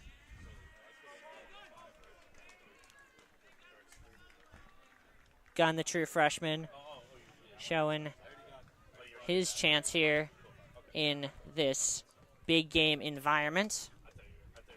Yeah, if you're one of these freshmen coming in, you're really looking to make an impact on this team.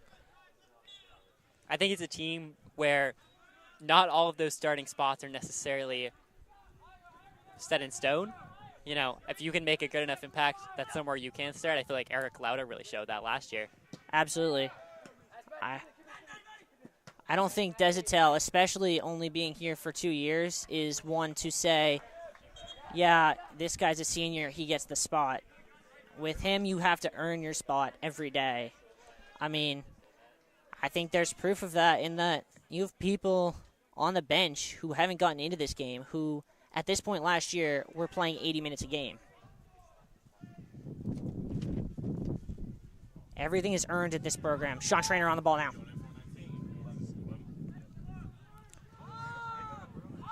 Wu Vin Shin deflects that one unintentionally. Jake Crayo's going to go chase it in the corner.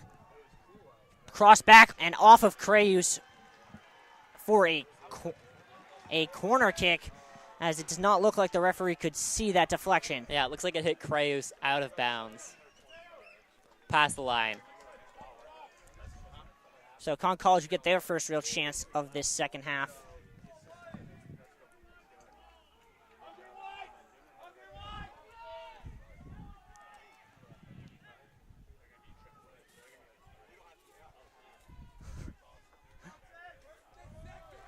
That one is swung in.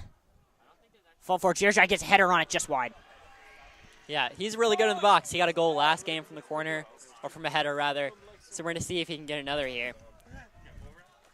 Mateo Baragna going to come in, replacing Sean Trainer. We'll see if that means a system change or not, because Baragna is at least nominally a wingback, where Sean Trainer is very much an attacker.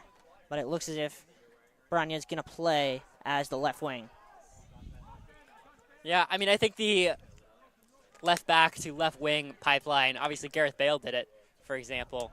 Tons of professional players have done it. Pops here, and now Steve Jonas is on it. He's going to try and send that one long. Out off his line is Lauda to head that one to safety. Crowd behind him is shrieking in support.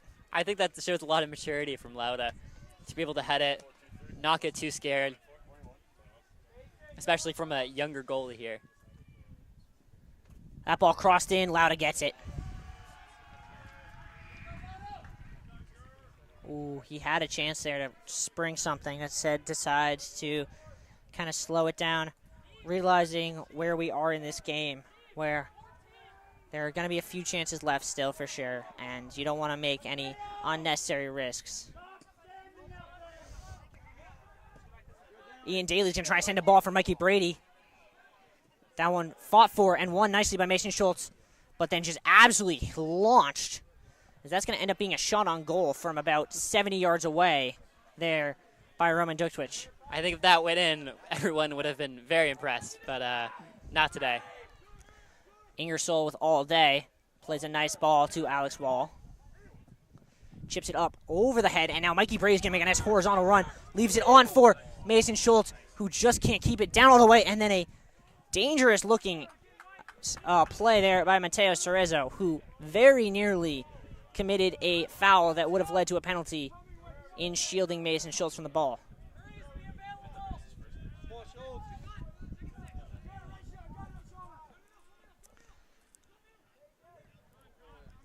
Yeah, again, we have some of this patience from Conn College, being able to wait and build up. Given away here. Oh, and then it slips under the feet of Mikey Brady. Jumbo's had a gilt-edged chance that they just let disappear.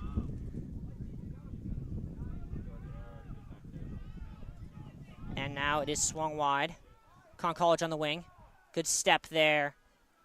I believe that was Owen Denby.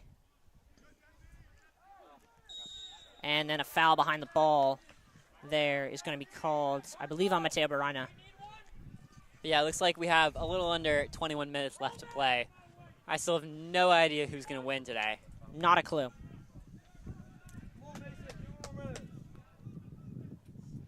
Jumbo's here continuing to press up high. Woo Vin Shin getting all the way up from the midfield. And now Mikey Brady's going to join as the Jumbos put the high press on it, force a throw. Yeah, that's why you got to have that high press even this late into the game. Yes, you're tired, but you got to keep pressing because you got to make Conn College and make mistakes. If you just let them have the ball, they're going to score and put chances. That ball down the line, looking for Mikey Brady. And Mikey Brady gets inside now. Mikey Brady looks to swing it across. Instead, no one is there. And how did he, nearly kept in by Owen Denby. He must have covered about 40 yards in 10 seconds, or in 3 seconds flat. Put that man in the NFL Combine with that speed. But Denby's done well here. He didn't necessarily start last year, but he's looking to get a lot more playing time as he comes in this year. Absolutely. I mean, Jumbo's absolutely looking for anyone and everyone to step up this year. Ethan Feigen here, fighting hard along that wing. Out off of Daly. Conn College throw. Taken in shortly.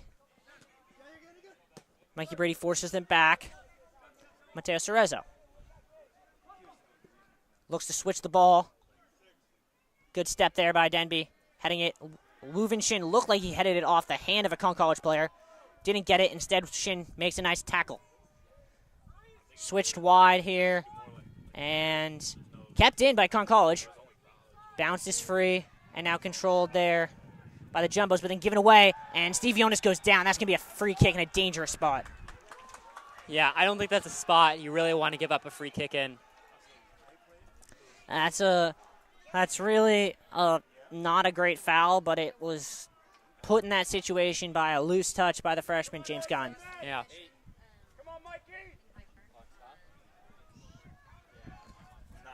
Especially dangerous someone like Jedi has been this entire game and the previous game in the air.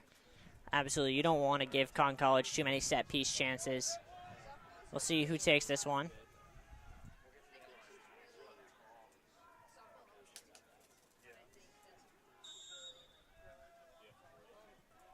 Swung in, low, headed away.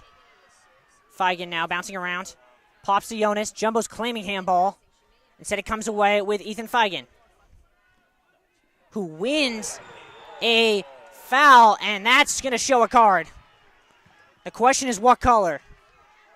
A yellow card going to be shown to number 21, Roman Deutwich, for a late challenge studs up on Ethan Feigen. Yeah, I think that's a tactical foul you might probably just have to make.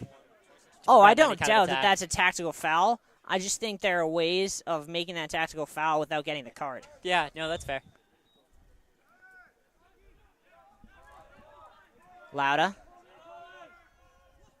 for a wall. That one a little bit short, but a great turn by Ian Daly, but it is then taken by Conn College. Only as far as Wall, who shanked that one. But it's going to allow Daly to keep it. Oh! Jumbo's bench not happy with that call, as it looked to us as if Ian Daly had kept that ball in. Yeah, that's a tough angle. I think it's tough for the side ref on the same side, but on the opposite side of the halfway mark to make. Jumbo's making some subs again, as back in the game are Siegelstein, Trainer, and Bangdia.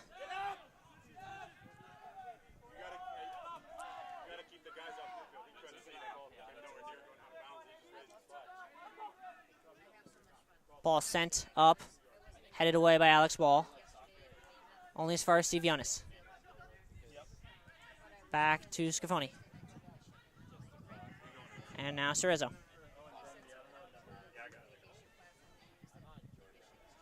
James Gunn fighting for it. Instead it pops wide here on that wing. Down the line for Creus. And a foul is going to be called on the Jumbos in a really tough spot. They are not happy with that call. The Conn College traveling crowd is quite pleased. I mean, that's two bad fouls to give away in the last 5 minutes for the Jumbos. Yeah, and they've both come off of losses in possession from the true freshman, James Gunn.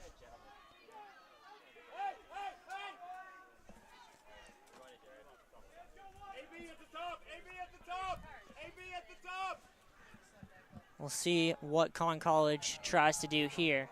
16 minutes to go here at Bello.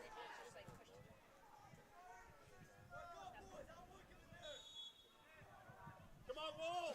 Come on, Wall! Swung in, headed up, and away by the Jumbos, but not fully out.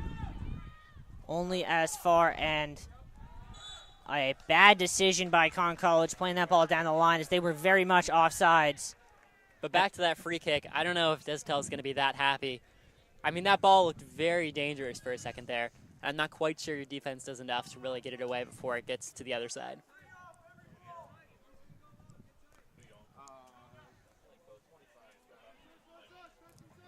Standing over it is Alex Wall. 15 minutes to go. Lauda comes up to take it. That ball stood up. Feigen fighting the sun. No one could see it. And eventually it pops free to Conn College. And now Scafoni. Back and a little bit of giveaway. And now the Jumbos will chase. Sean Trainer all the way across to go press. Yeah, Jumbos are doing great to press in these last Forces few a minutes. little bit of a skipped ball, and it's intercepted by the Jumbos. That one's popped up. Daly wins it. Feigen comes up and wins that ball. Ref, or the Jumbos wanting a call. Not coming. Daly will control. Alex Wall with a nice turn. And then a fake, and Alex Wall gets bumped over. Ref says play on. Conn College has a chance here with numbers. Creus on the wing. Stands it up. Looks to put a ball back in. Blocked away. Headed up. Bouncing around. And Sean Trainer is going to send that one. Or not Sean Trainer. Welsh sends that one up. Still fighting for it is James Gunn. Turned by Dylan Zane. He goes down. Ball on the wing. Overlap run. Ball swung in. Flicked on and out for a Goal kick. goal kick as the Jumbos survive the onslaught from Conn College.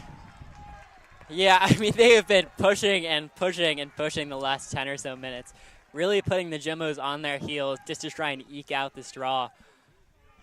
Absolutely. I think if you're Desautels, you're really sweating this one out. I don't Yeah. necessarily think you're going to park the bus quite yet. I think you still have, 13 or so minutes. Well, I don't think he's going to park the bus at all. I mean, he made some subs. They don't look, at least to me, like they're particularly defensive subs. I mean, Max Cook's coming back in for Denby. Aiden Welsh back in for Ingersoll. And then you have Zach Siegelstein coming back in. It just looks like you're replacing, kind of putting your starters back in for the last run here. Fighting for this, I believe, Ian Daly, but he can't keep it in. That'll be a Conn College throw.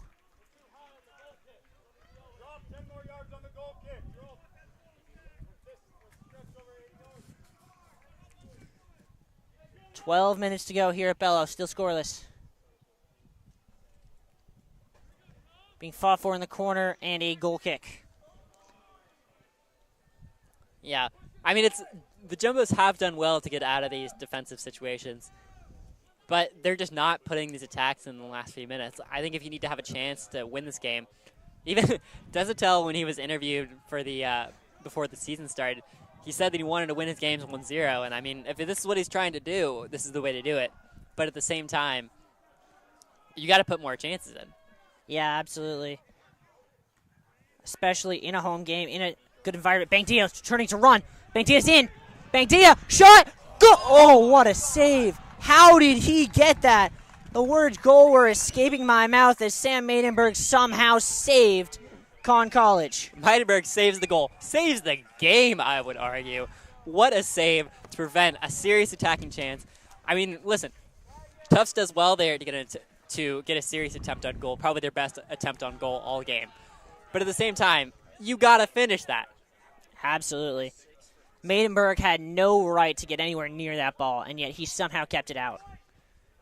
Kick swung in. Jumbos have it. Looked like it hit a hand. Bench wanted the call, nothing coming.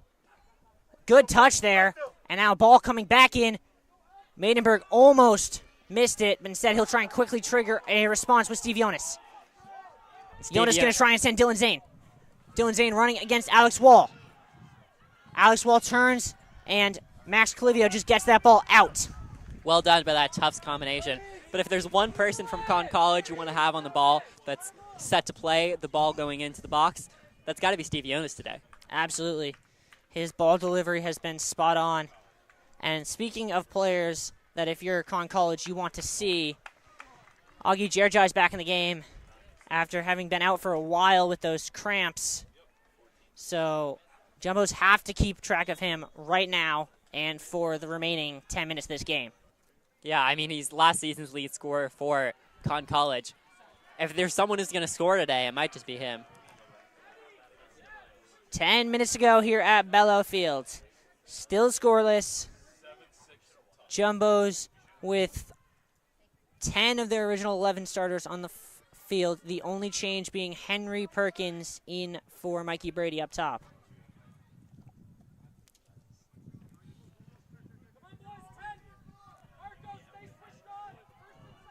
Loudest kick. Looks for Perkins. Instead, controlled by Conn College. Second ball won by Aiden Welsh to Siegelstein. Nice touch. Swung wide looking for Sean Trainer, but Trainer cut inside. They'll go out for a Conn College throw.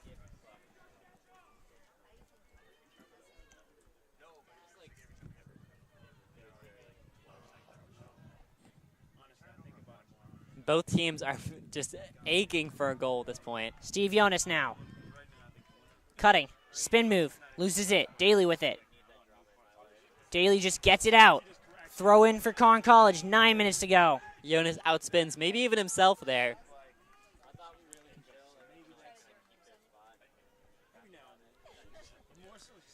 Controlled here on the wing by Conn College. Mateo now looks to put a ball in. That's a shot saved by Lauda. Lauda getting tested a lot more. And the Jumbos can go.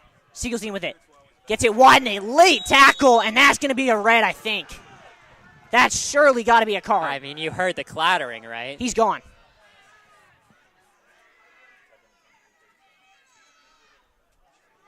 I think the ref could have played on there. He would have. Alex Wall. Alex Wall. Looks like he's only going to give him a yellow. Do they have a trainer? He doesn't just get to lay down. Like a trainer has to go or not. So someone has to go out there for it. He doesn't just get to lay down for him. Yeah, the trainer goes out or he comes up. Clock stoppage here as Eric Lauda pleading his case as it looks like it's only going to be a yellow. It's good to see Zach Siegelstein up and about as that looked like it could have been a really bad collision. A really late tackle right on the knee. Not something you ever want to see. Yeah, I'm not sure if our mics were able to pick it up, but it definitely did not sound great from our perspective. To put it this way, from 50 feet away, it sounded as if I was field side at Ellis right now watching a football game. It's a pretty apt description. But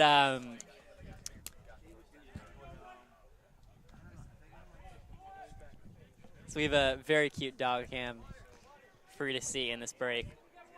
Obviously, we love seeing all the pets out here at Bello. And he is going to get a yellow. Is Pinyochin, and he's going to have to come out because of the stoppage. But he looks to be back up on his feet. Yeah, I mean, not only does that hurt, you also get a yellow. Tough outcome for him.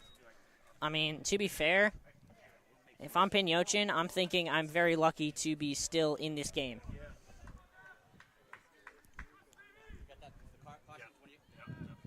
Stood up nicely. Perkins going to go fight for it. Yeah, Tufts. Both teams are going to look for some Route 1 football here. Yeah. 8 minutes to go. Got to be simple. Giveaway there by Liam Gherkin. Crayu's going to look to send.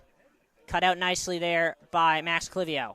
Max Cook can't keep it in, though. That'll be a Conn College throw. As you're going to send almost everybody behind the ball at this point if you're the Tufts.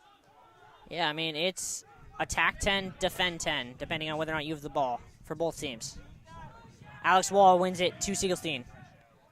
Siegelstein being pressured. Bounces nicely for Aiden Welsh. Now Daly. Gonna send. Over. Ooh. Perkins takes it down. Looks to play that ball in. Bouncing nicely, Trainer. Can he keep it in? Out for a Jumbos. We're gonna see if that's a corner. It is a corner.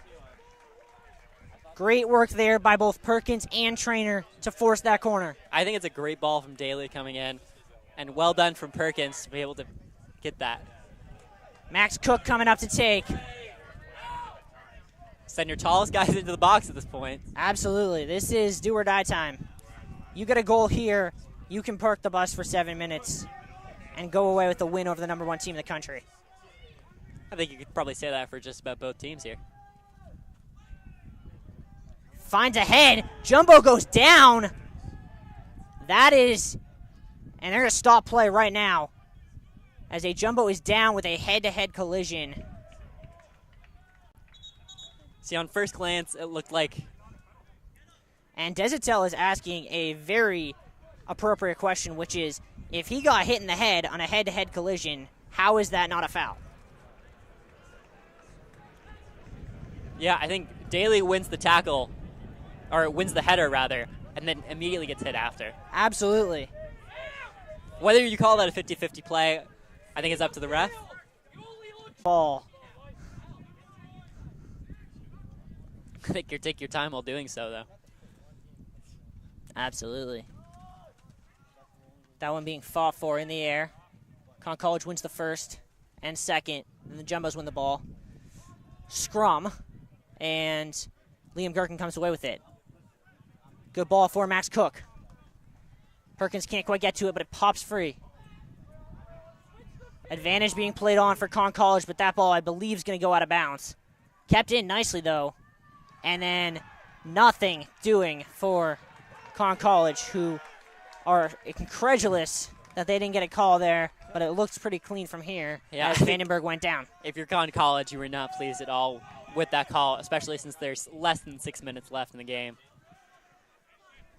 Jumbo's going to reset. Alex Wall going to send that ball. Mason Schultz going to come back in for Ethan Feigen at the next whistle.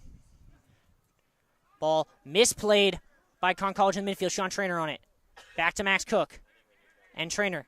Trainer just can't keep his in. Could not reach for it. And both teams are going to sub here. Crayus out and Ethan Feigen out. Mason Schultz back in for the Jumbos. 5 minutes to go here at Bello. Ooh, it is as tense as it gets out here. Everyone's on their feet. Oh, I can feel it. But there's nowhere you'd rather be than Bello. As it pops here to Mason Schultz, the true freshman, looking for a chance to make his mark. Ball pops out. Conn College trying to get it out. Schultz pressing hard. Augie Jerjai now lays it off. Pinochian going to send it. Alex Wall does not get to a jumbo. Instead is taken by Conn College. Controlled here by Horathiano. 4.5 to go. A lot of space here. Jumbo's dropping off significantly. And now Perkins going to bring the press. Siegelstein going to prevent a shot. Gets around Siegelstein, though. And a foul in a bad spot there committed by Zach Siegelstein with 4 minutes to go. We'll let Conn College set up their go-to set play, whatever it may be, for a golden edge chance here. So if you're Conn College here, I think you have two options. You could shoot, but you're also 30 yards out, right? That's going to be difficult regardless. Loud is good enough that he can probably at least get a hand on it. You can also cross it. Looks as if they're going to cross it. But I would watch Steve Jonas because someone needs to get Steve Jonas. And Mason Schultz takes it the last second. That cross is stood up and out of play. Mason Schultz at the last second prevented Conn College from getting a easy cross. I think you had Jonas earlier and he just didn't play it. I think that's tough for Conn College. 3 minutes to go here. Alex Wall, under hit, intercepted. Jonas, ball down the line. And a great tackle there by Max Clivio, preventing the shot from Vandenberg. Clivio's had a great game. We've been focusing a lot on Alex Wall. Bouncing around. Shanked up by Mason Cook. Headed ball. Welsh gets the first. Headed away, only as far as Mateo. Nice fake. Looks to play a ball into Jonas. 1-2. But he's not going to get to it, and it'll be a Jumbo's goal kick with 2.5 to go. I think if you're Tufts here, maybe you get one more attack in, but you just try and kick it as far as you can to the Conn College Camels side of the field. Just eke out this win. You mean they're playing for a draw at this point? I think you're playing for any points you can get. I mean, sometimes, normally, especially against the number 1 ranked team, I'd agree with you. But this is the Jumbos on Bello Field. They pull magic out of their hat on a regular basis. Flicked on. Vandenberg looking for a shot. It's laid off. Jonas now. Jonas' shot deflected away. Somehow that was blocked. I believe that was Eric Ingersoll who somehow got a foot to it. That was huge for the Jumbos. I'm not sure if you could hear the silence that just came on the field from everyone but the Conn College fans and the sigh of relief that came immediately after. Yeah, wow. 99 times out of 100 when Steve Jonas gets the ball there, the back of the net's going to move. Luckily, Eric Ingersoll is very good at the 1 in 100. That one swung in low. Bouncing around. Conn College wants a hand, not getting it. Mikey Brady now. Gonna look to send. Mateo just barely deals with it. Mikey Brady gets that one up. Fall for falls. And one by Conn College, but now it falls to Mason Schultz. Slide tackle. Cook gets it up. Now in the corner. Ooh. Conn College player lost an edge. Gets back up, gets the ball, drops a defender. Looking to whip a ball. Jonas now. Top of the box, lays it off. Shot coming, and was that deflected? It was not. He missed it, and he'll go out for a Jumbo's goal kick with 30 seconds to go. And it looks as if, as I say it with bated breath, still not quite ready to say it, as if the Jumbos are going to survive this challenge with the number 1 team in the country. 15 seconds to go. Lauda's going to send this up with about 10 seconds left. 10, 9, 8, 7, 6. Lauda's kick into space. That'll do it. Final score at Bello Honors, even 0-0. And then some extracurriculars as a ball was booted at the Jumbos immediately. I mean, can you think of a more fitting end to this game? No, I cannot. As it looks as if I will be shocked if that Conn College player does not see a card for that in the postscript. But for those of us here at JumboCast, what a game this has been. Cougar, what are your thoughts on what we can take away from today? For the Jumbos, I think you were very happy with your defensive performance. To not give up a goal against the number 1 team in the country, I think you're very happy. Lauda's very good. Your center backs were very good. Your wing backs were also very good. In attack, I feel like they didn't take their chances. They had a couple ones, at least one very good chance where you think they should have taken it. For the Conn College Camels, I feel like you were a little more disappointed. You obviously want to come away with the win here after the rematch from the Elite 8. But I think it's raw. I think both teams are going to be not angry with the result. Yeah, I don't think any team can come away from this angry about their result. I think both of them have some residual anger at both the other teams and probably the referees after this sort of hard-fought game was played. And I don't know about you. I just got one of those feelings that we're going to see these two teams play another game at some point, whether it's in the NESCAC tournament or whether it's back in the NCAAs. These two teams have something special brewing here in Medford. And it has been really special to call this game. Ivan Riley Daniel, alongside me, has been Cougar Hansen. Behind the scenes, doing the camera work, Jordan Burke and Jared Cohen, and our fabulous director, Andrew Howe. Thank you all for tuning in, and have a wonderful weekend. Thank you for tuning in, and goodbye.